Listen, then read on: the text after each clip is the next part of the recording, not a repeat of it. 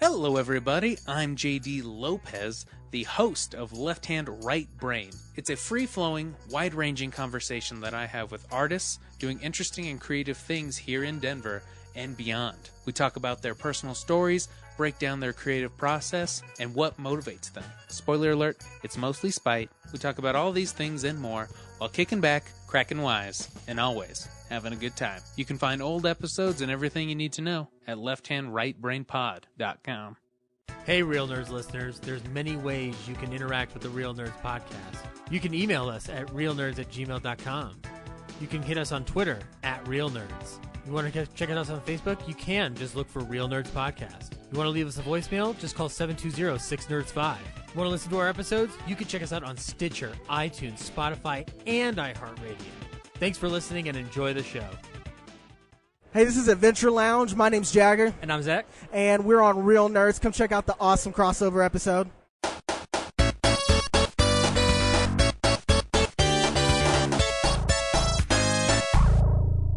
Welcome to Real Nerds Podcast, unofficially the official podcast of Denver Pop Culture Con 2020 and beyond. I am Brad, one of your hosts, and the other host is Zach. And every week we go see a new movie and we podcast our experience of the world. This week we saw Sonic the Hedgehog. Yeah. So stay tuned to the end of the show where we will give a synopsis of our review, and we'll play the trailer, and then we'll go into depth and spoil it for you. Is there depth? Don't bury. Yeah, I know. Yeah, don't spoil the whole. Yeah, no, I'm sorry. We talk about other fun, positive things though too. And then once the show's over, you can berate us for our position on this movie this week. Yeah, go ahead and tell me the rest of the internet. You know what? Go ahead and tell me that I'm just lame or whatever the case may be. I don't know. Do kids still say lame these days? They don't. Nah, bro. Nah, bro. Nah, bro. You're the man now, dog. But I'll just go see Birds of Prey again instead. So woo, yeah. Or you can see a movie that I saw that we'll talk about in the What We've Been Watching segment. But before all that, we go around town with me. We talk about Blu-ray and DVD releases, movie news, and what we've been watching. So let's get started with what's going on around town. Brad, what is going on around town? Hey, film buddies, follow me around Denver.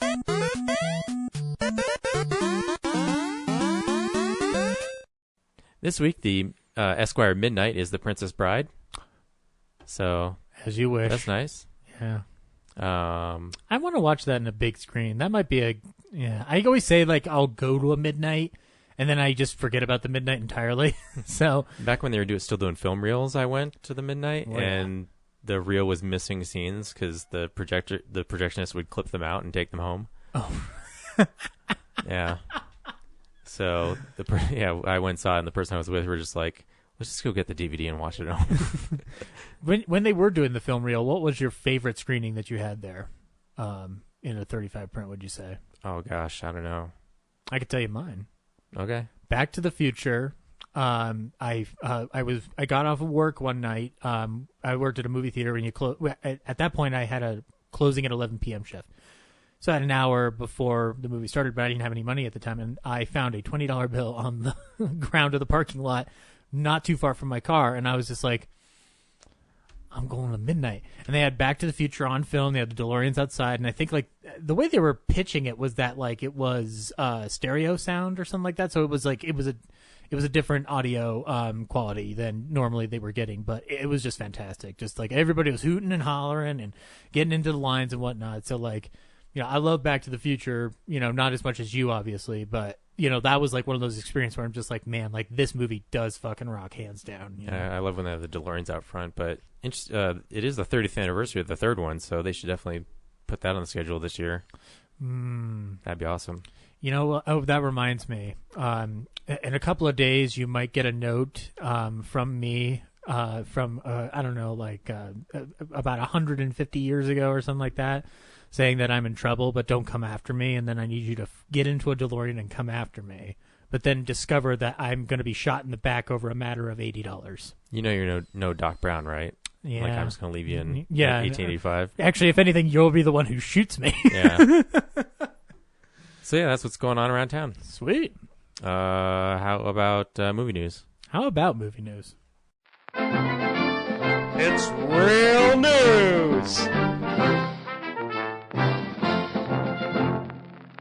next week. Yeah. Why don't we go ahead and start off with the one I wasn't expecting, which is we got Batman footage. Yeah, we got a short clip of the Batman. Yeah, which is it's a camera test. And, I mean, if people aren't familiar, prior to going into production or anything like that, you do a camera test to see how people look. This one looks way more intentional, obviously, and it's clear Matt Reeves knew what he was doing because it's a big old red filter on there, and Rob Pattinson looks like he's about ready to kick ass. That suit looks interesting. Yeah. It should be interesting to find out what's going on with the emblem on the chest. Because it looks like it's digital, or like not digital, like a hardware. It looks like hardware is attached to it. It might be a reference to Detective Comics 1000, where Kevin Smith actually wrote a story where the emblem is made out of the gun that Joe Chill used to kill his parents. Ooh. Like he melted it down and like forged it into the bat symbol. Does that mean Kevin Smith's gonna have a presence in the new Batman movie? Or influencing it, but at the same time I'm like, well, how did, like in the comic he buys the gun from like an auction house or something, but it just seems weird that would be a thing. Someone would actually get a hold of that gun and like put it in an auction. Yeah. There's some weirdos out there. I mean, what was it? John Wayne Gacy sells his paintings and shit, and you can buy it. Like, people sell weird shit, man. So yeah, I mean, yeah, there's Confederate memorabilia still sold in this country. I'm not surprised if somebody was able to sell Joe Chill's gun. And yeah, the red filter definitely makes it look like a promo for Daredevil. So. I didn't even think about that, but that's didn't not catch that. I didn't really like put two and two together. I was just kind of like, oh, cool. I mean, when it says the Batman, my focus is Batman. But no, yeah, like, that kind the of whole camera move and then the red filter just seems like you might as well just pour like the red ink over it. Just be like, nah, but Daredevil. Yeah. Pattinson though, jawline look killer in that bat mask, man. So I'm excited for it. Like the Nolan ones. The cowl covers up a lot of the face, which makes sense. Like if you don't want to get shot in the face. Mm-hmm. So Pattinson's one's so exposed, it seems a little. Well, I'm wondering also. Unnecessary. One thing I thought though, like, is this the only suit? And the only reason I brought that up until you clarified what the suit might be referencing was it's just like, well, this suit looks incomplete. So maybe there's like other suits that he uses, or he upgrades at the end, or something like that, or. I mean, every Batman movie, they've had it technically like a slightly different costume. Like the two Keaton ones, the chest plate's different. Yeah. And the cowl's more refined. And then the cowls in Forever and Robin are really pointy. Yeah. And then, in Forever, he gets, like, the color is taken out. And then, nipples Batman, put on. Yeah, nipples put on. And then Batman and Robin, they have, like, the ice costumes. Mm-hmm. And then in the Nolan ones, like the cowl becomes the motorcycle helmet style in the second one. Yeah. I gotta say, like in Batman Begins, I do like that. Like it's kind of like not quite the Keaton one, but kind of the Keaton one. Yeah, because they're still like working off like a single solid rubber suit. Yeah, exactly. And I still love in The Dark Knight how they explain like it's just like, well, I need something different because I can't turn my fucking head. Yeah. But the cool thing about the Begins costume is like it has that thick neck, so it seems more like imposing. Mm-hmm. So anyway, it is restrictive. The poster, not the main poster for Batman Begins, but I think it's one of the like DVD ones or whatever. But it shows just like the bust of his head. Essentially, it looks like a straight up like a horrific kind of thing. Yeah. So yeah, and then in the second one, it's fire. Yeah. The Bale said like while playing it like with that version of the costume, like he just felt like this panther that was like slinking around. And I want him to. Did he say that aloud in an interview, or is that just something you read? I might have read it somewhere. I'm like a panther. Yeah. I told that panther, get out of my island. Anyway, I'll move on to some sadder DC news. So last week we saw a really cool movie called Birds of Prey and the Fantabulous Emancipation of One Harley Quinn. And you should go see Birds of Prey and the Fantabulous Emancipation of Harley Quinn. It's a very good movie. But you have to find it by a different title. Exactly. You'll now have to call it Harley Quinn Birds of Prey, the most generic, name-branded, like market-tested name on the planet. So I'm sad about this for two reasons. Number one, why didn't you guys go see Birds of Prey? Everybody says comic book movies are on the rise and it's dominating the industry. I'm just like, well, they didn't go to see the good ones. So I don't understand what's going on here. The second thing is that movie titles like that, I understand that they're annoying for the ticket servers, but they're creative. They're fun. They're poppy. They're in the spirit of that character. Yeah, exactly. Like Birdman and the Virtue of Ignorance, or the Virtue of Ignorance. Like, I mean, I know it's like kind of a mouthful, but like you could still just call it Birdman. Yeah. And just because Birds of Prey is the biggest thing in that structure of the title doesn't mean it's the important thing. Yeah, exactly. Like, I mean, it is Harley Quinn's movie, more or less. Yeah. And just because the title character's name is at the end doesn't mean that's not doesn't mean it's the subtitle. Yeah, but this thing kind of so it kind of rolled out in a weird way because like at first they were just like, oh, they're changing the names on one of the sites, so maybe they're just trying to do it. But now it's like every single ticketing server has this name change on it, which is fine. Like that makes sense. It is so long that it doesn't fit on the ticketing screen. And I will admit it is hard to see that title when you're buying a ticket. Like I had a bit of trouble finding it for at AMC, and then I found it at Alamo, and it was a little bit easier because their font's bigger. But but as long as it's on the poster and the Blu-ray, then I'm good. I mean, not to spoil what we've been watching, but you saw it again. Did they change the actual title in the movie? No, not in the actual film itself. No. Okay, cool. No, that's good. Yeah, I think it's really just a ticketing thing, so that when people search for it, it comes up. Yeah, but still, it's kind of a bummer. But you know, whatever. People just can't stand creativity. Yeah, no, but if they do change the name for the Blu-ray cover, then that will be like, it's like the opposite of what happened with the Live, Die, Repeat, Edge of Tomorrow. All you need is kill Tom Cruise-a-thon. I like the last name better, Tom Cruise-a-thon.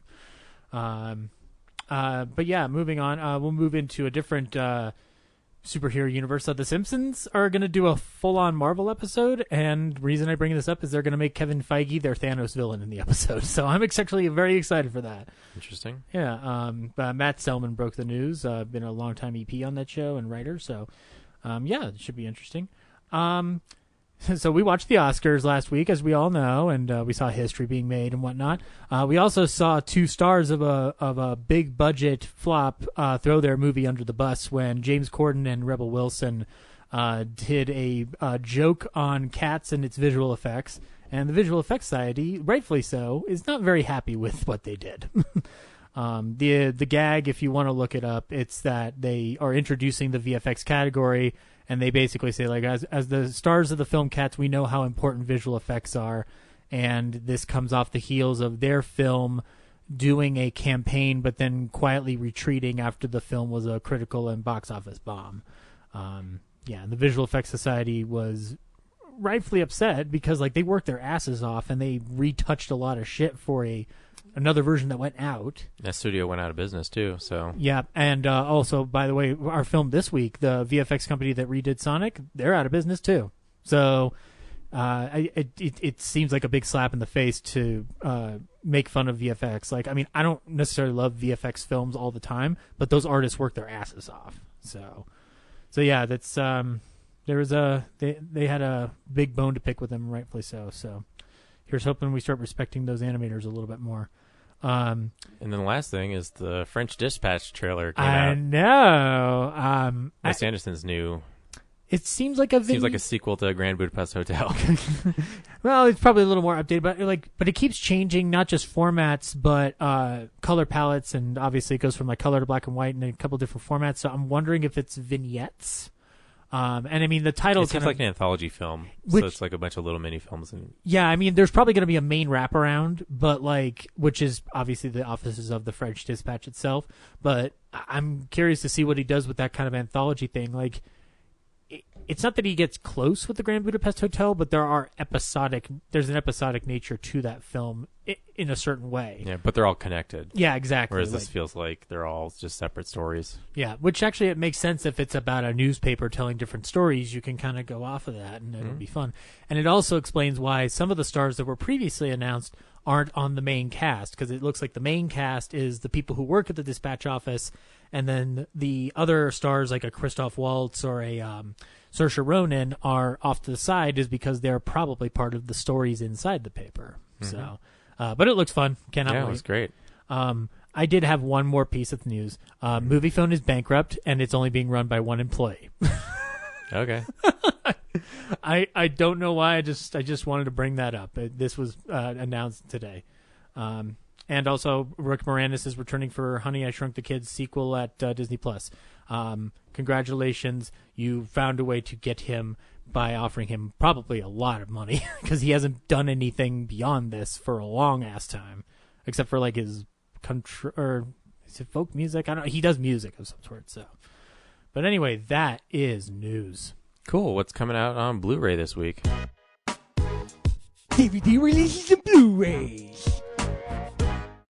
Academy Award winner Jojo Rabbit coming out to 4K and Blu-ray. Don't see a steelbook here, so I'm assuming there's none. There is none. I'm so disappointed. Boo. I would have loved to see the hand silhouette posters, the steelbook, but yeah. I'm sure it exists probably in Europe, and we'll never get it. Yeah, I'll say though that cover could be way worse. It could be as stupid as the Ready or Not one. At least it's based on one of the existing posters. Exactly. I just like the steelbook part of it. Yeah, exactly. Also, Roland Emmerich's movie Midway is coming out on 4K. You can check that out. I didn't see it. I'm curious, only because I like World War II movies, but I'm sure it's not great. It does have a steelbook. Ooh, how does Midway have a steelbook but Jojo Rabbit doesn't? Jojo Rabbit one. Anyway, also A Beautiful Day in the Neighborhood with Tom Hanks coming out in 4K and Blu-ray. Let's see, 21 Bridges with Chadwick Boseman and Sienna Miller. Wasn't this supposed to come out in theaters? I'm really confused. It did. It was out for like 2 months. Wow. Okay. I'm really behind. That's amazing. Warner Archive is putting out Tex Avery Screwball Classics Collection Volume 1 on Blu-ray. You can check that out. This is really cool. They've remastered a lot of Tex Avery's MGM fare, so it's not the stuff he did at Warner Brothers prior to leaving and joining MGM. But you should check those out because, hey, anytime you can see Droopy Dog in glorious Blu-ray, like, I'm all down for that. Scream Factory is putting out something called X the Unknown from 1956. You can check it out. The tagline is, "It kills, but cannot be killed. X the Unknown." Rated X. The complete series of The Unbreakable Kimmy Schmidt is coming to Blu-ray. Shout Select is putting out the Gus Van Sant film Jerry from 2002. And that looks like it's about it, unless I'm missing something that you're aware of. Now I was going to mention a little bit news-related. Criterion Collection is going to put out Parasite. Yeah. Along with another... by the end of the year, yeah, so... I think there's also another Bong Joon-ho movie they're putting out, like Memories of a Murder, or... Yeah. I think it's his second film, I want to say. But yeah, so if you... Because the Parasite came out as a normal release, I think 2 weeks ago, so... Yeah. You might want to wait, because they're going to do something special for that, I'm sure. Oh, yeah, for sure. I'm sure the Blu-ray that you probably have right now is fine, but be ready to upgrade, guys. Be ready to upgrade. Criterion, doing really good. If they can just get the Ballad of Buster Scruggs and Dolomite as my name in that collection, I will be totally fine. They're not going to do Dolomite, but I have hope for Buster Scruggs because it's a Coen Brothers movie. And yeah, that's it. There's a lot of anime. Oh, Kino Lorber's putting out The Man Who Was Sherlock Holmes, which is something I've never heard of before, but it looks like it's an older film. So yeah, I'm going to check that out. Cool. And yeah, that's it. Let's talk about what we've been watching. So, yeah, this is the stuff we've been watching. I'm actually going to go first because I feel like I'm going to forget how to talk about these. That's fine. What did you watch if I don't do it right now. Well, yeah, I rewatched Birds of Prey. Still fun. Ford v Ferrari, Jojo Rabbit again, I saw. Okay, I'll start with the midnight last week was Candyman. Candyman. Ah, damn it. You went to great events this weekend, and I'm pissed that I forgot that they were happening. I wish Ryan was here because I know he'd love to talk about it. Like, I thought it was meh. Really? Well, that's wrong, but okay. It seemed kind of cheesy. The story is this Revolutionary War guy gets lynched, and then Tony Todd gets supernatural powers and uses them to terrorize people who say his name in the mirror for like 4 or 5 times. Yeah, you're forgetting the environment that the Candyman dwells in and how that could be relevant. The projects? Yep. Yeah, I didn't get there yet. Yeah.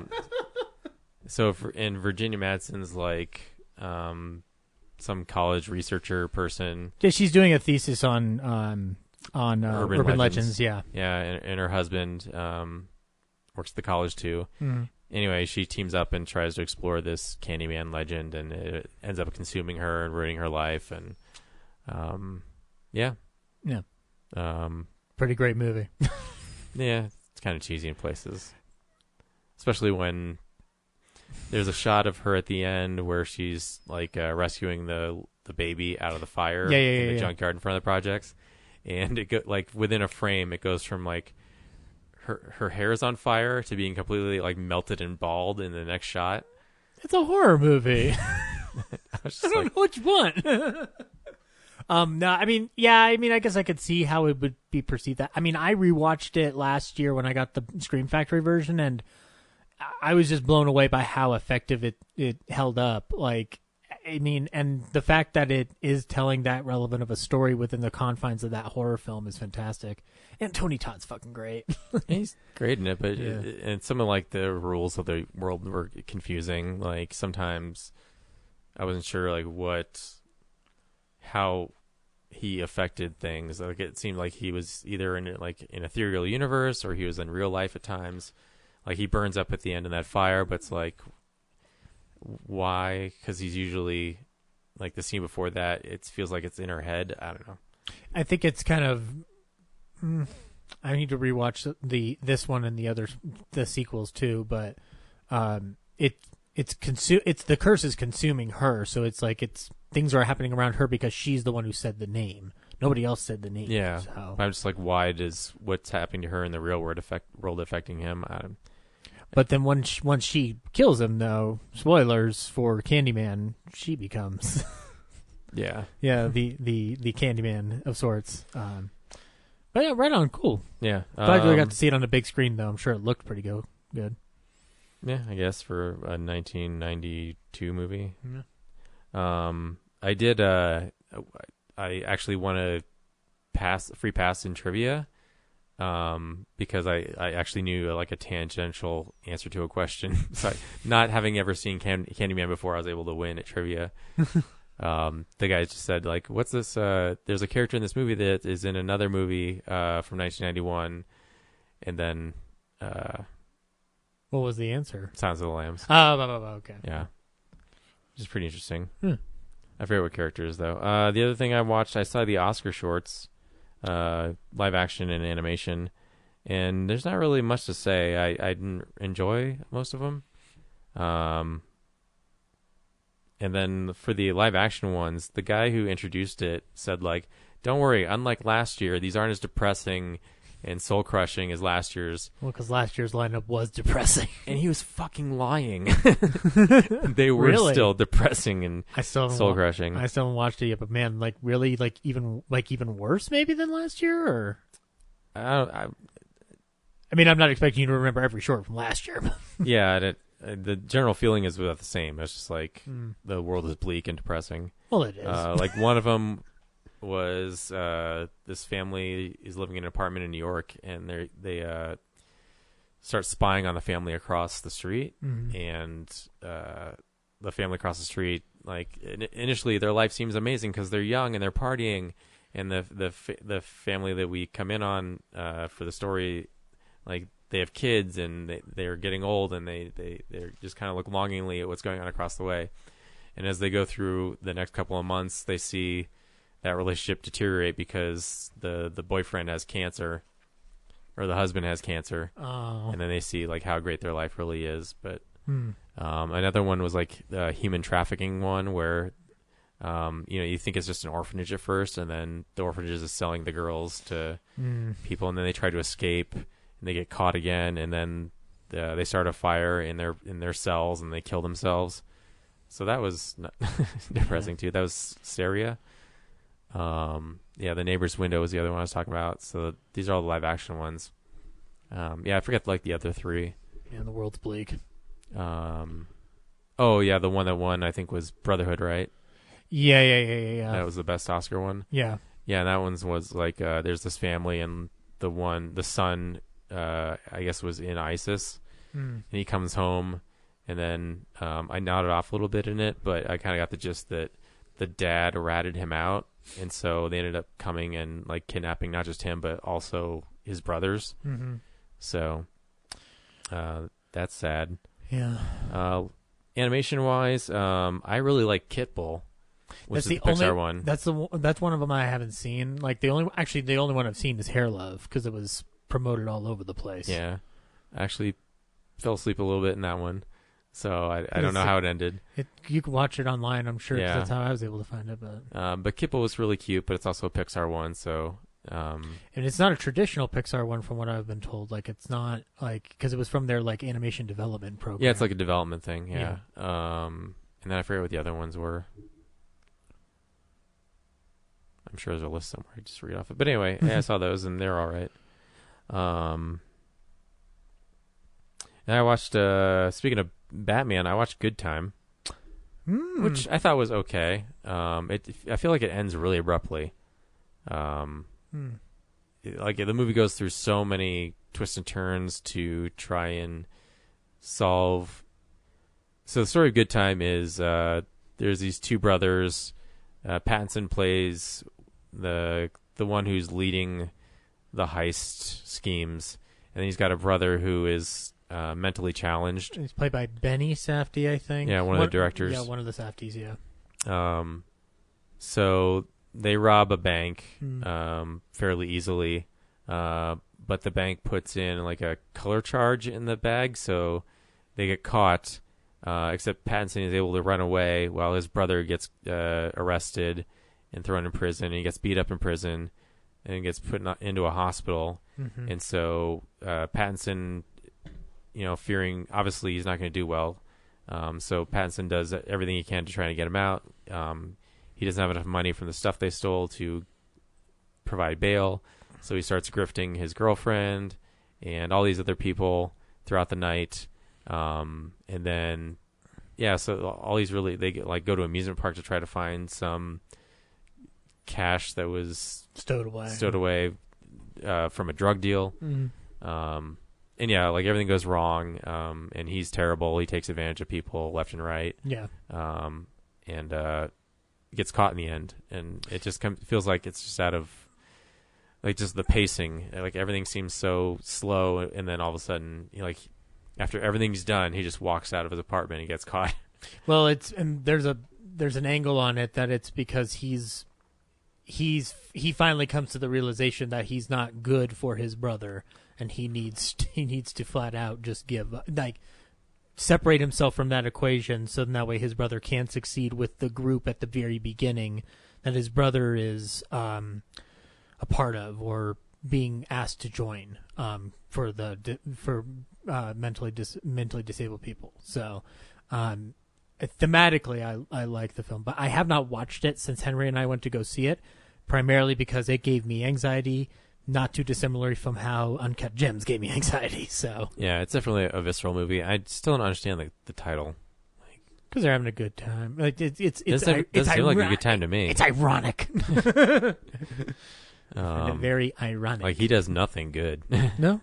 The one thing he does is you don't even see it in the movie, but you just hear about it that he confessed to the crime on behalf of his brother so he can get out. Yeah, which is the thing he should have done from the very beginning. Right, but he had to learn the lesson. It wasn't until he was in that cop car that I think anything clicked for him. Like it wasn't an option before that at all. And then I also watched two movies that for some reason I really focused on the credits of. So I've been watching Ford v Ferrari a lot, so I got excited to watch 3:10 to Yuma, which is another James Mangold movie. A remake, so it's not entirely his. I'm sure people understand. But yeah, anyway, they misspelled the original writers from the movie they remade. The original writer's name was misspelled, which. And you were saying in how does that happen? Yeah, and you were saying in the commentary they fully address it. I can't remember what the post said that you posted. So so the name that's on the movie is the wrong one. Yeah, when you watch 3:10 to Yuma, the writer's credits, the Halstead Wells the letters are mixed up. Mm. And yeah, no one mentions it in the commentary, but I did watch the movie with the commentary, and it's pretty impressive, some of the stuff the tricks they did to solve the problems they had on that movie. For instance, they shot in Santa Fe. It snowed like the most snow ever, apparently, in 2006. So they had to, like 6 feet of snow in this town they built, this western town, for the finale.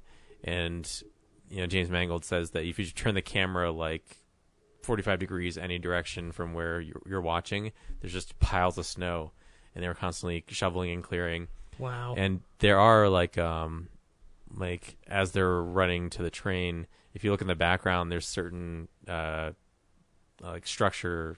certain roofs that you can see like the piles of snow that they didn't get to. Really? So that was it. But also in the commentary, he talks about like how he couldn't do wide shots of that. Like this expensive town they built from scratch, and he couldn't do any wide shots of it because he didn't want to get the snow in the background. Mm-hmm. But the whole finale, like the snow's in the background.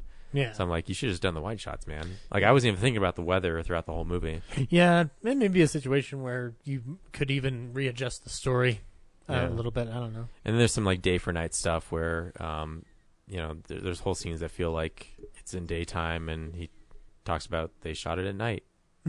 They just filled the room with a ton of light, and filmmaking is pretty cool. Power of movies, brother.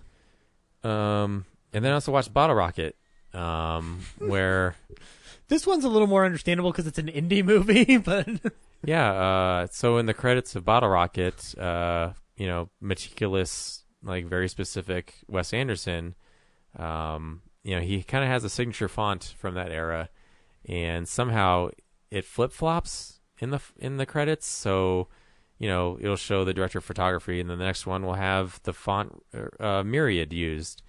Then it'll go back to Futura, and then it'll go back to Myriad for another credit. And I'm just like, did someone... So this is the director-approved restoration for Criterion. Right. When it was in theaters, it was an optical, like... This movie came out in 96, so they're probably still using optical plates for credits and text. Yeah. So someone like carved out a screen that has that font on it. Right. With that size and height and width and everything. So I'm like, back then he probably used the same font, and then for the Criterion one, it would be easy to, if it was like messy or had dust on it, they would just, the easiest thing to do would be to type it out. So I'm like, did the Criterion people just like not do a thorough job? But also the package comes with a Wes Anderson approved, so hypothetically he has watched like every piece of this movie and given his seal of approval on it. So he must be fine with the Myriad text. So wait, so that text on that Criterion restoration has been digitally redone for the Criterion? It might not. It might still be the opticals. Because here's my theory: is one, because it's an independent movie. If that's still the same optical title and whatnot, it may just boil down to, well, this is what we can afford, and it's just something they're not possibly looking at. And also, Wes Anderson did notice it. And he became so enraged that he made the most symmetrical, most perfect, most dynamically engaging on a visual level films you'll ever see, because he missed it that one time. Yeah, I imagine they would. It must be the original film. I'm just surprised that.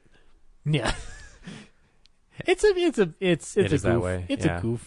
I can't imagine someone at Criterion is just like, fuck it. I want to get out at 6, so I'm just going to type this out. And I love the idea of the Criterion offices being like timed out, like lunch, yeah, and then clocking out time, yabba dabba doo. They wanted me to get this spec off of James L. Brooks's name, and yeah. And I told them to go fuck themselves. Like, well, I got to retype it. What font does Wes use? And like, well, he hasn't emailed back yet, so just pick whatever because we got to get this out the door. I can't imagine that's a thing. But yeah, then I listened to the commentary on that one. Mm-hmm. And I was surprised I'd never done it before, because they talk about a lot about the failed test screenings they had of the movie, and the commentary almost feels like they don't want to be there, like they're over it, and they just kind of hate talking about it because they have to talk about the horrible test screenings they had. And James L. Brooks is on the behind the scenes featurettes talking about how, he hired them to write a movie, and it took like 2 years for them to write a script, and they spent a lot of money on their offices, and they drug their feet a lot on getting it together. And Wes Anderson did more work picking out swatches and like designing the production design of the movie, and so you'd go in the office and all the walls be covered with just like design ideas, more than writing the script. And yeah, so once they finally got something together, they made the movie, and then it took like a year of post-production to go through like test audiences that didn't like it. Yeah, it was a rough, it just took a long time to make. Yeah. For an indie film. It's I have not watched it in a long time, but I have to imagine it's a situation where like it's obviously it's your first film, it's your first step up there. I know Martin Scorsese put it on a list of like his top of the year that year, and he gets you a little bit more clout on top of like just whatever response and reception you get, and that's how you get to make Rushmore, which obviously is much more refined and meticulous even than Bottle Rocket, because Bottle Rocket is meticulous as far as I remember, but it also doesn't feel like any other Wes Anderson movie you end up seeing down the line. Yeah, it's a little rougher, but it still has a lot of his trademark stuff in it. Mm-hmm. Yeah.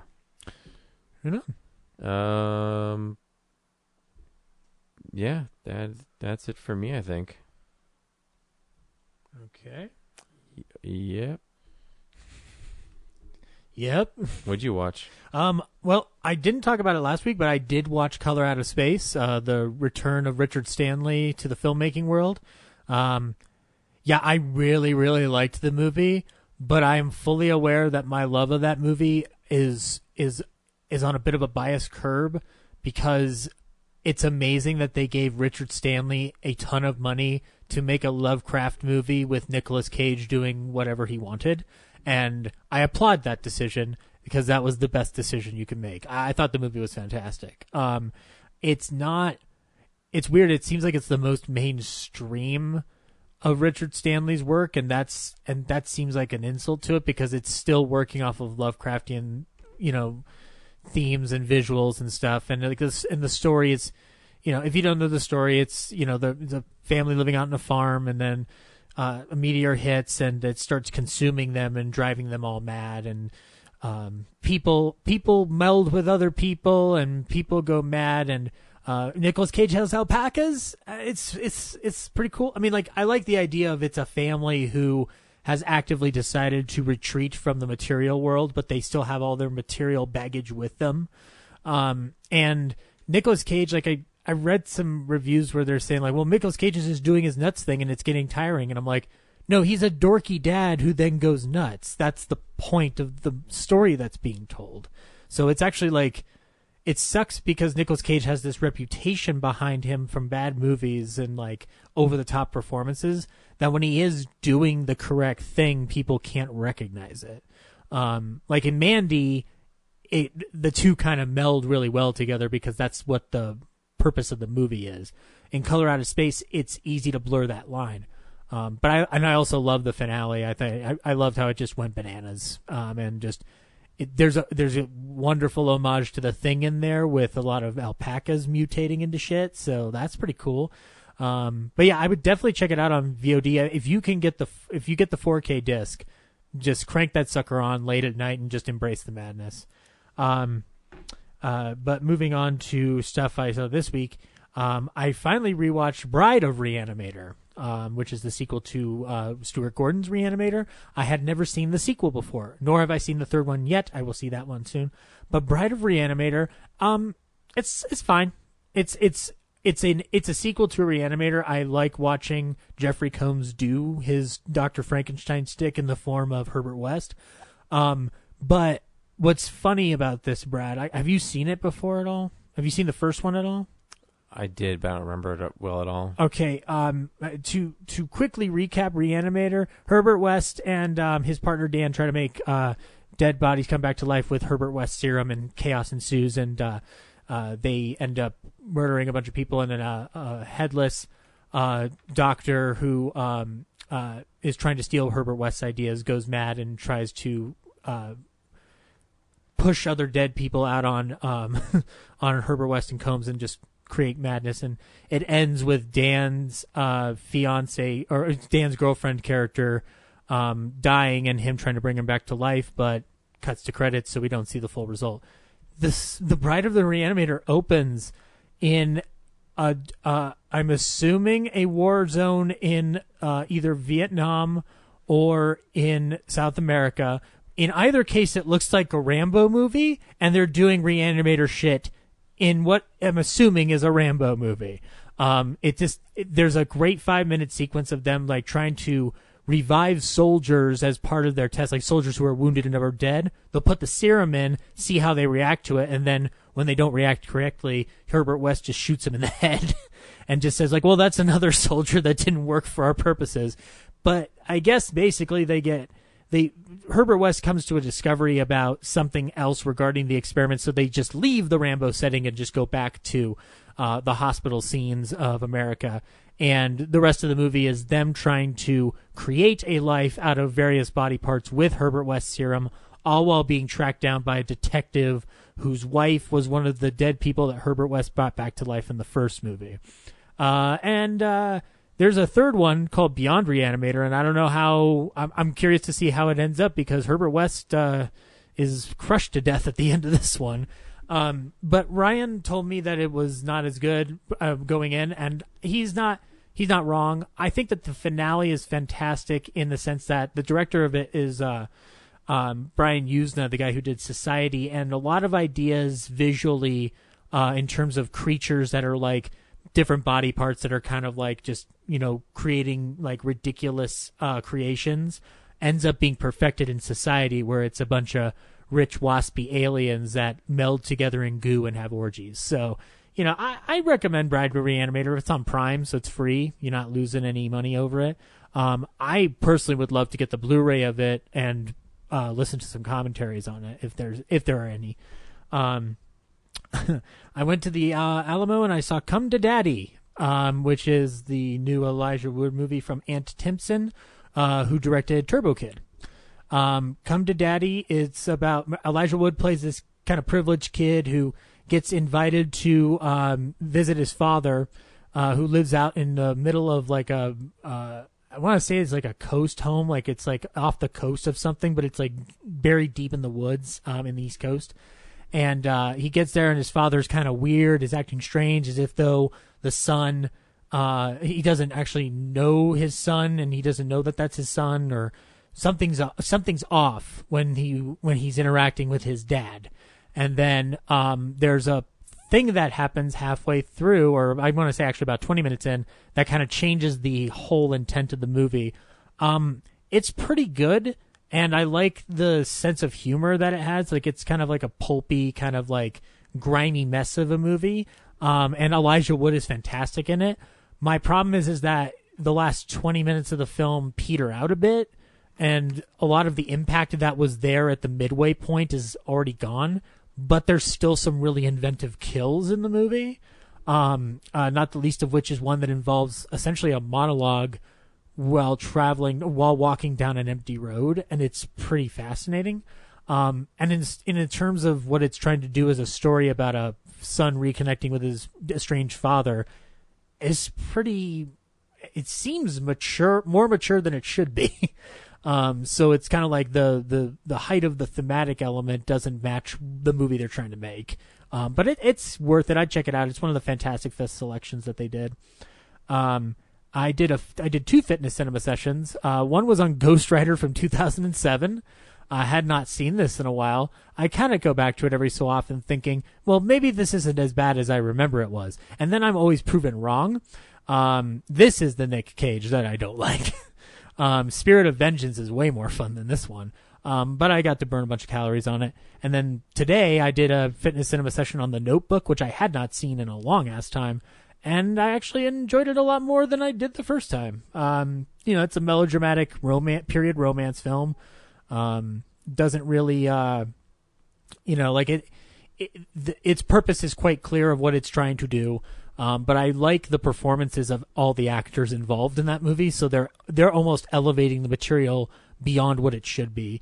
So yeah, I mean, yeah, if you haven't seen The Notebook, I mean, it's probably too late to convince you to give it another shot or a shot period. But I had fun with it, and I did an hour on the elliptical machine on that, which is not easy. So, or at least I don't know if it's easy for others. Anyway, though, the last thing I saw though, I've been watching a bunch of Futurama too. Futurama's great. I'll talk more about that next week.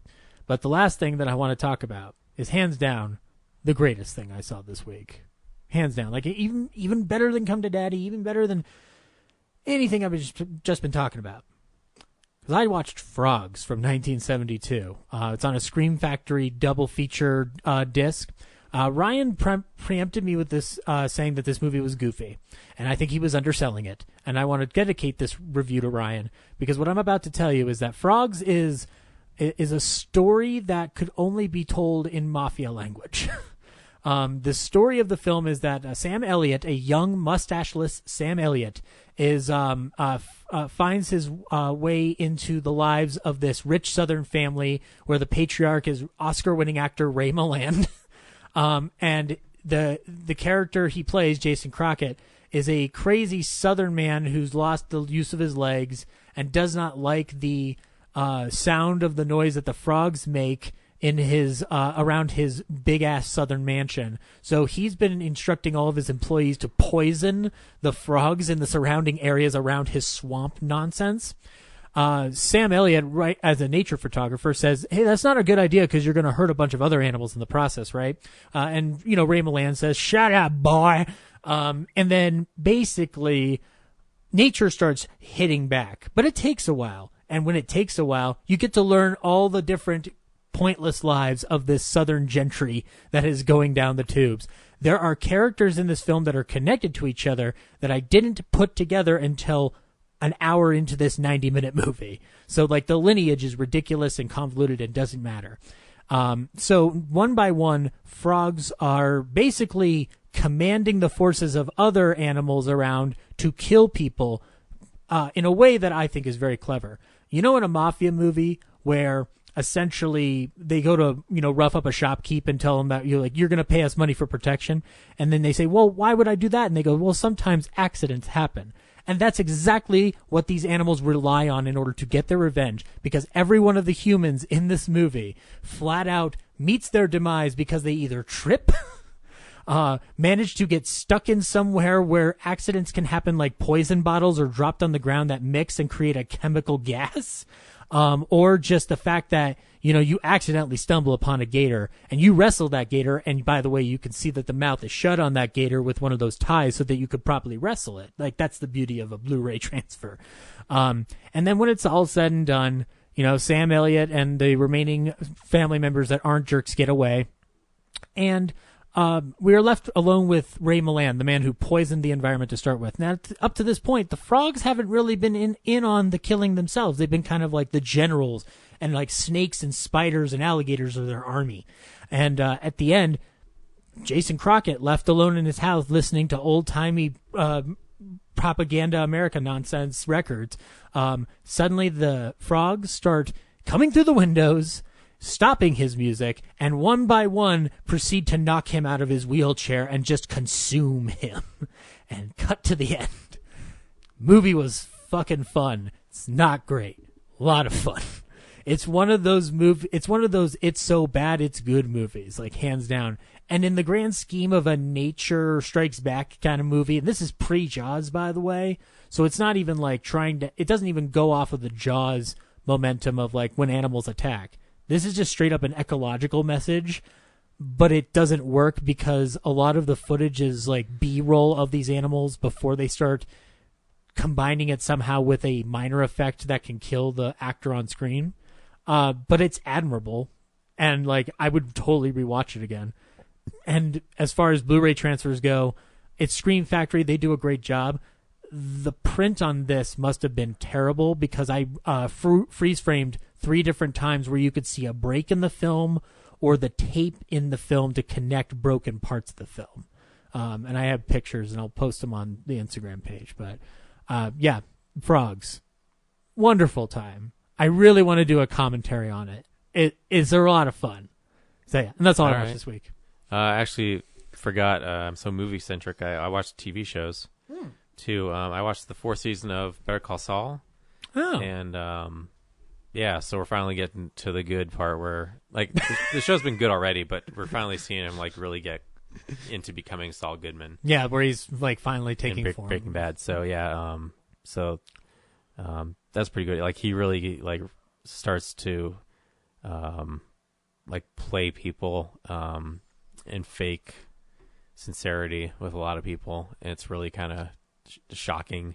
Cranston hasn't been on it yet, has he? Like in a full capacity? Okay. And then while that's happening, Mike is becoming more involved in Gus's operation. And it's really kind of heartbreaking what he goes through with the German engineers that build Gus's operation. But he had it coming because, the rules are clearly laid out and he broke them. So Mike had to do what he had to do. I love the logic of like adhering to the moral code in the Breaking Bad world. Like, yeah, you fucked up. Mike and Gus went through a lot of trouble to like hide their operation and like insulate them from getting in trouble, and the lead German engineer really like does everything he can to screw that up. Yeah. So, yeah, that show's great. And then Picard, I'm still following, but it's losing me. Like 4 episodes in, I feel we're still kind of just setting things up. The actual plot isn't really taken off, and there's just like some weird tonal things. Like one of the characters calls Picard JL. Like that seems like something that it's weird. It's you know what it is. It's like when you're like you're new to something and you're just like, yeah, I was watching that show Star Trek: The Next Generation with JL Picard. Like who? Yeah. No, get out. Like I understand like his character's mellowed out since like the first season where he's very like rigid about right his place in Starfleet, but like now he's not in Starfleet, so it kind of makes sense, but it's just weird. Like I can't imagine anyone getting away with calling him JL, except for this character apparently. Maybe he didn't hear. He's old. Yeah, I'm just kind of wondering like where this. Each episode kind of introduces a lot of new characters, but I'm not like sure as far as like what the plot is, what it's trying to go for. And it's not like a situation like even the first seasons of Next Gen where they're just like we're getting to know these guys. Well, those are all self-contained, episodic. Yeah, like, this is all serial, so it's like this is one story that you're kind of like, cool. Now 7 of 9's in here, so but she's like at the end of the episode, so like next week. You kind of get to figure out, like, why is she here now? I'm wondering if you could do episodic Star Trek anymore and not, like, you know what I mean? Like, where the stuff's self-contained, like, each episode? Yeah. And maybe do mini-arcs every so often? Yeah, or do people need serialized? If people write a single theme for each episode, yeah. Yeah, I mean... You could do it, but people don't... People are afraid to learn from, like, message-based stories anymore. Like, that's sad. Yeah. So anyway, yeah, I'm just kind of like waiting for it to actually do something and stop introducing new elements, Yeah. So yeah, that's what I watched this week. That's what we watched this week. Yeah. Corinne wrote in. She's got Catching the Classics is back. Ooh. So I think she watched Police Academy, but let's listen to what she says. Hey nerds, Corinne here for part 32 of Catching the Classics, where I watch famous and popular movies I've never seen before and send in my review. And I know that the last time I did this was several weeks ago, and at the time I said that I was going to watch The Graduate next, and then of course like a 2-month break happened, so I figured it would be better to restart Catching the Classics, even if it meant that I didn't watch The Graduate next, so... This week, I watched Police Academy. The first one, never seen it before. And overall, I have to say, meh, it was okay. It was alright. There were moments in it that I enjoyed, and I really liked Hightower, and I liked Hooks. I thought they both had like nice little kind of long running storylines, or not long running, but just kind of recurring storylines within the film. And they definitely put a lot of emphasis onto Steve Guttenberg's character, which understandable.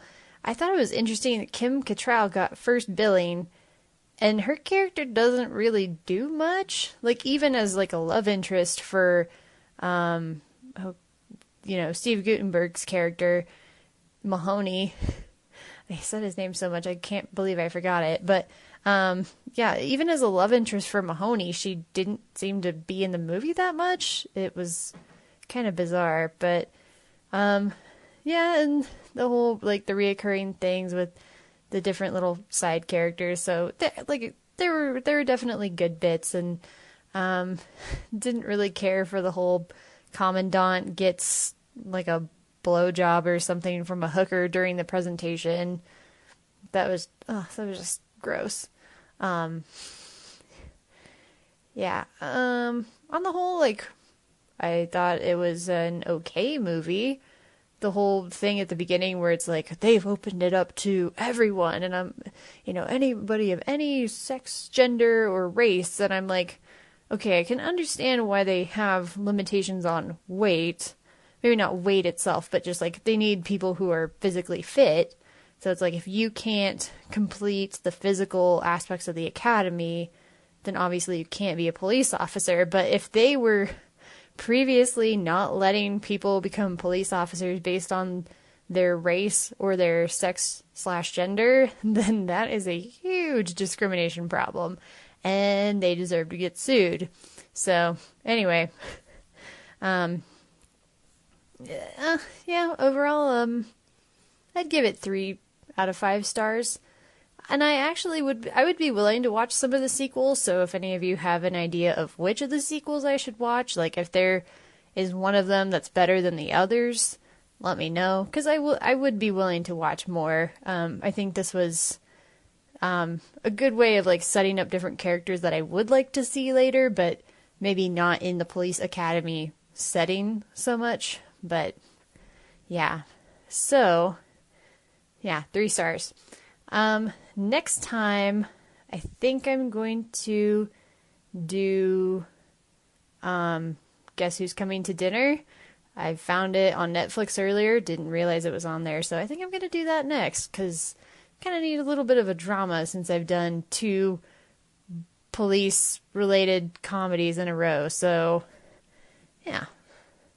Awesome. Well, yeah, it's kind of weird to be back at it again, but sorry I took such a long break, and it might be intermittently at this point, just depending on my schedule from week to week. So if it happens that I don't have a Catching the Classic next episode, don't freak out. I'm just going to do it as my schedule allows, but I am going to try to like be better about doing it every week now that I'm off break officially.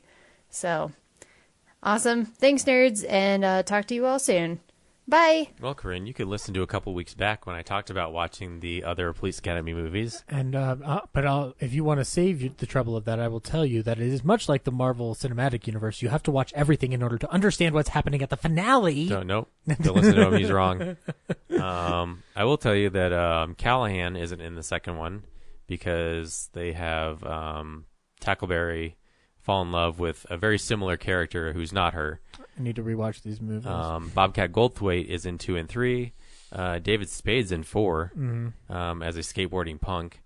And then I think by the 8th one or 7th one is Mission to Moscow.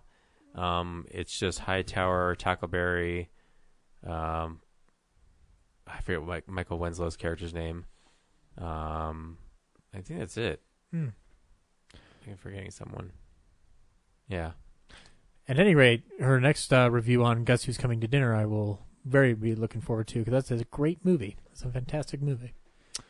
So yeah, that brings us to our movie of the week, which is Sonic the Hedgehog. Yep. We have to talk about it. We have to finish this episode. Okay. Zach, what did you think of Sonic the Hedgehog? I I want to, there's no way to be delicate about it. I did not like this movie at all, and I don't recommend it. There's a lot of me that, like, I'm not a big video game fan. Like, I mean, I've played a Sonic the Hedgehog game, but I'm not like immersed in whatever universe it has. I don't even know if it has an immersive universe. I'm assuming it does because enough people cared about it to go to this movie. And, props to them if they like the movie. That's their own deal. But there's a point in this movie where I'm like, why am I not watching this movie? Why am I getting this other movie that's going on right now? I think that the VFX team on this film is the real heroes of the movie because they redid that entire character design based solely off a bunch of people complaining. And I understand why they're complaining because the looks are completely different. But it feels weird watching that Sonic the Hedgehog look as cartoonish as it does next to James Marsden. So it just seems a little too unreal. And I will say that the one positive acting thing in this movie is, like, I did like watching Jim Carrey be goofy again. And not even in a Burt Wonderstone way where he's kind of like playing it in a darker mode. Like, this is straight up what we saw in Ace Ventura, Jim Carrey kind of thing. So that was like fun, but I don't know if it was worth the movie we watched. So no, I don't recommend it. Brad, should people watch Sonic the Hedgehog? Well, what I think of it, yeah, I as I was watching it, I just kind of wanted to not watch it anymore. I really struggled to sit through it. I really don't like the type of humor that's like very topical and like makes references to things that are only going to be famous like this week. Yeah. So if you end up watching this movie years down the road, it's going to feel out of place. Again, yeah, props to the VFX people for changing Sonic's design. It looks great. The effects, for the most part, throughout the movie do look great. But the story is very derivative of the Detective Pikachu, where you've got two characters thrown together that don't like each other and come together and do like each other at the end. Everything else in the story seems very arbitrary. Like, it's to some extent, yeah, it's a hedgehog from a fantasy world. Like, of course, things are arbitrary, but I feel like it could have created a more cohesive world where things like made sense to each other. And Jim Carrey, it feels like I enjoyed him, especially as his post-credits version of Eggman. Yeah. But everything else, it feels like, well, we're paying for Jim Carrey, so he needs to do classic Jim Carrey stuff. Yeah. So, yeah, there's just scenes dedicated to showing him being goofy. Which aren't unappreciated by me at the very least, but like I get why they don't like they aren't like relevant to the story of Sonic the Hedgehog as far as I can tell. Like, is Robotnik supposed to be goofy in the cartoons or the game or whatever? Or? Yeah, I was trying to like. Obviously, this movie is very little like the game, and we'll get in spoiler territory. We'll talk about that more, but I just lost my train of thought. Dang it! No, What were you saying? No, I was just wondering, like, if do you need to dedicate that much time to Robotnik and the silly antics? Yeah. Yeah, I remember watching, because there have been several iterations of the cartoon. The one I watched in the 90s is the one I remember the best. And I'm wondering if that is where the humor comes from. I don't remember what it was really like, but as far as, like, this is not the game. Like, very little of this movie is anything from the games that I remember, so it must be from the shows. Okay. Like, his attitude and everything. All right, whatever. Because in the games, he doesn't talk. Well, yeah, no, but, like, Yeah. I mean, I'm assuming, like I said, like, I don't know the universe of Sonic, and I don't pretend to, and again, like, that might make my review biased to or like, it's... I'm coming off of this as, like, a total novice. Like, with Detective Pikachu, I had pretext for it. But, like, that's the issue with any big franchise film is just, like, unless you have pretext for it, your appreciation for it is going to be tested when you're walking in a theater. So, yeah, it makes sense that somebody like me may not like this because I don't dedicate my world to video games. You are a little bit more knowledgeable in that realm, so you might know a little bit more. But. Yeah. So, yeah, the biggest thing was, like, I just did not care for the humor. It's the movie's sense of humor, and, like, Sonic just never stops talking. Yeah. So, anyway. Yeah, here's the trailer for Sonic the Hedgehog. I'm Sonic, a little ball of super energy in an extremely handsome package. On my planet, people were always after my powers. So I came to yours. It gets a little lonely, but that's okay. I am living my best life on Earth. Ow! Let the plate Sonic! Let the pitcher's mound also Sonic! Ugh, I can't with that guy.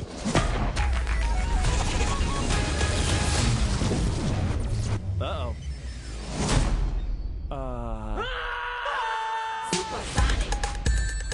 Why are you hiding out in my garage?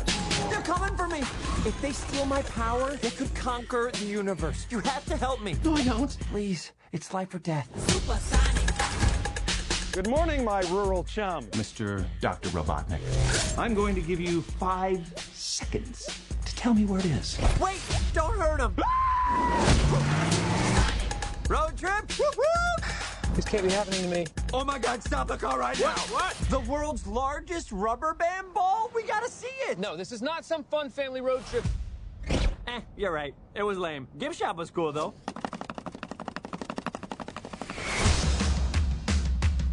Whatever this creature is, I'm going to uncover the source of its power.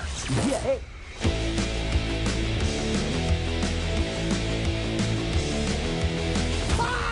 I just thought you might like a latte with steamed Austrian goat milk. Of course I want a latte. I love the way you make them!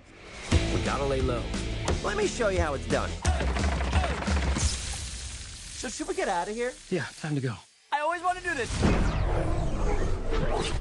it! Uh-oh. Let's go! Here comes the boom! How are you not dead? I have no idea! Oh! Give me a big, fat break! That was an illegal left, by the way.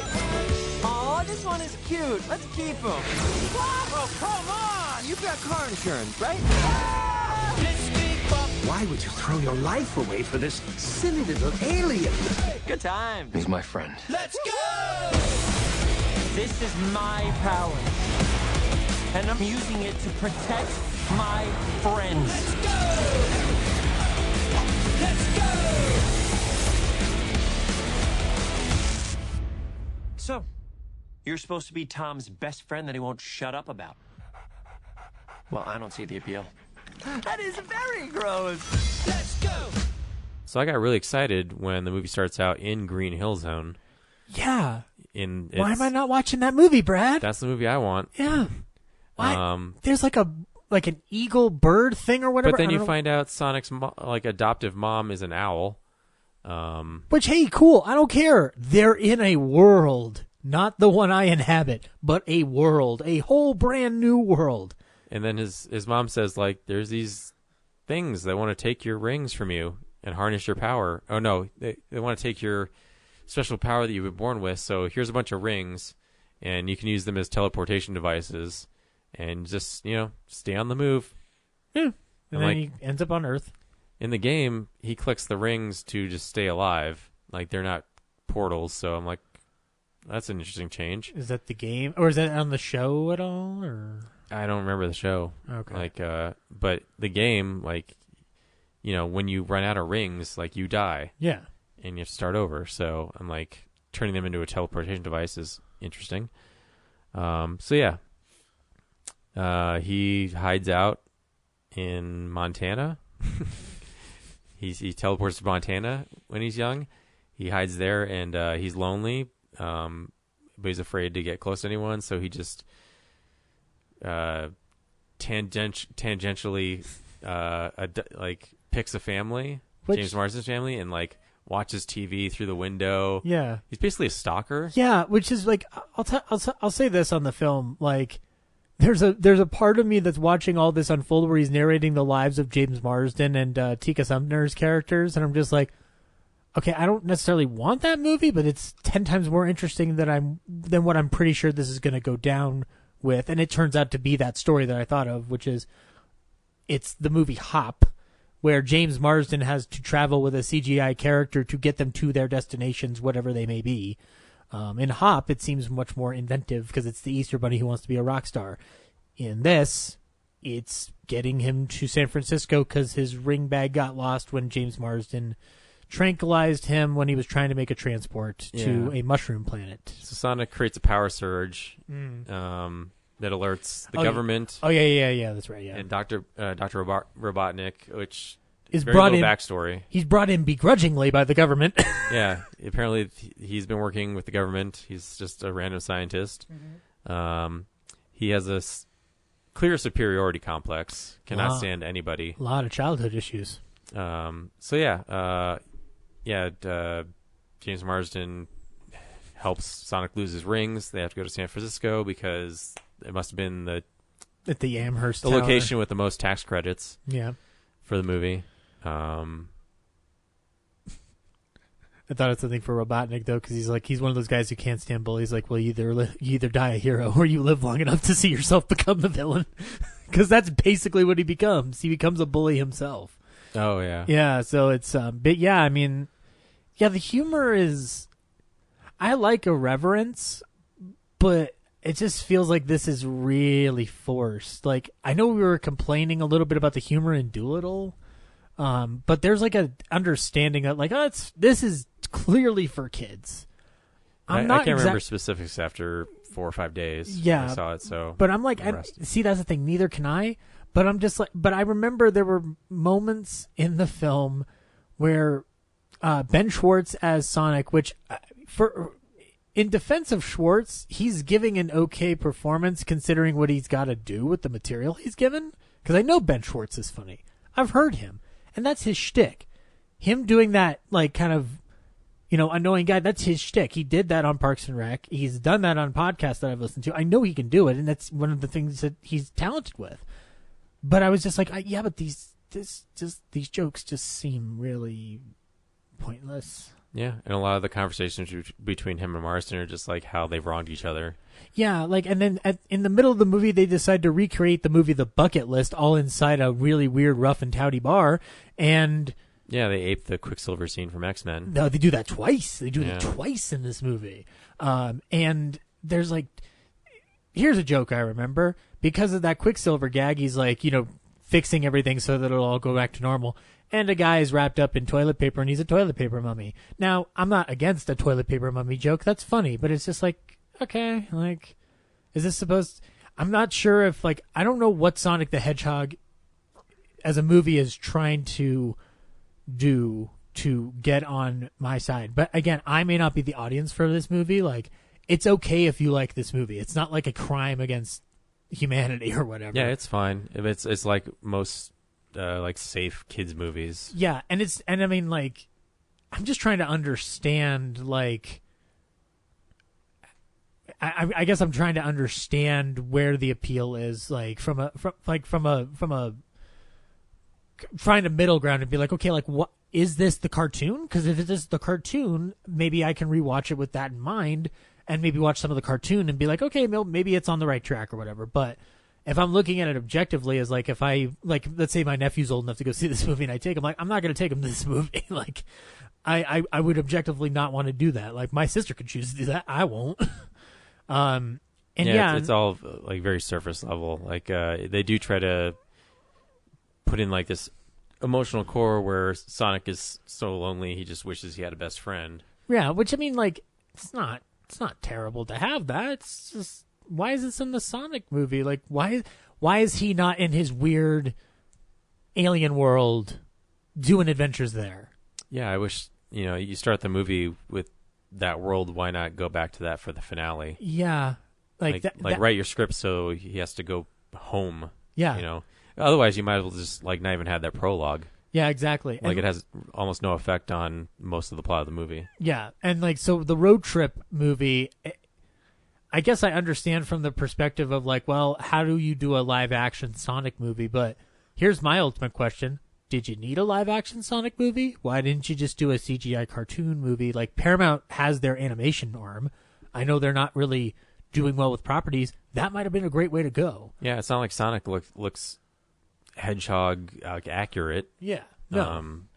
It just, this totally could have been more just like a cartoon. What I imagine the Mario Brothers movie is going to turn out to be. Yeah, which... That sounds like a good idea.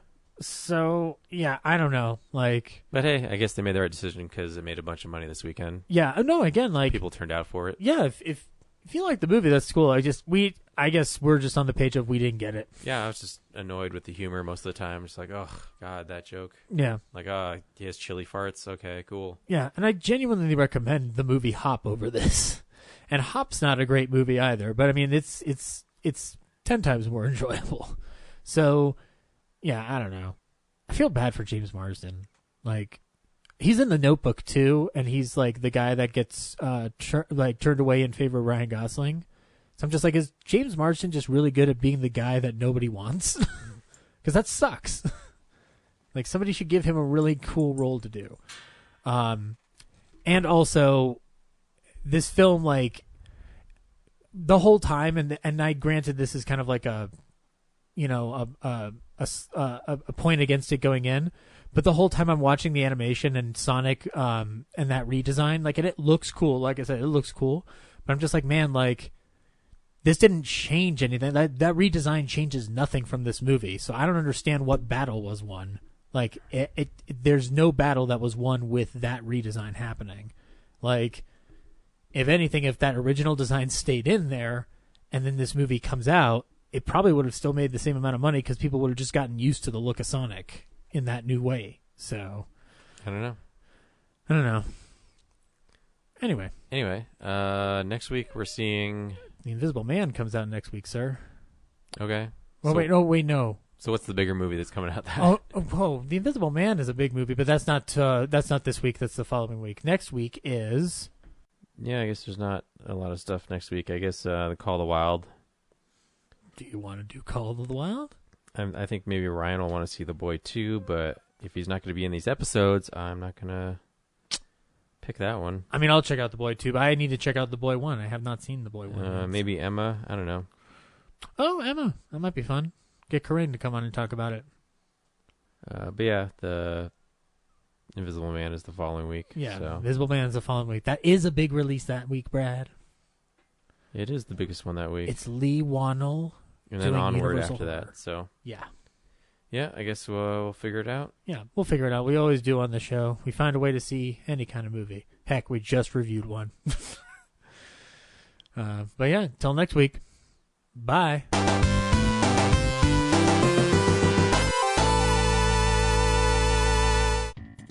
Thank you for listening to this episode of Real Nerds Podcast. Real Nerds Podcast is a production of Nebulous Visions Multimedia. Thank you to Sparks Mandrill and Plan 9 Studios for our kick-ass theme song. Also, if you're in the Denver area and you're looking for a cool place to see movies, we see them at the Alamo Draft House in Littleton and now also in Sloan's Lake. Thank you to Colorado Coins, Cards, and Comics for supplying us with all our comic needs, especially you, Andrew. You know who you are. And a big shout out to James's mom. I'm giving you an electronic hug that you can feel through the airwaves. Thanks for listening, and have a nice day.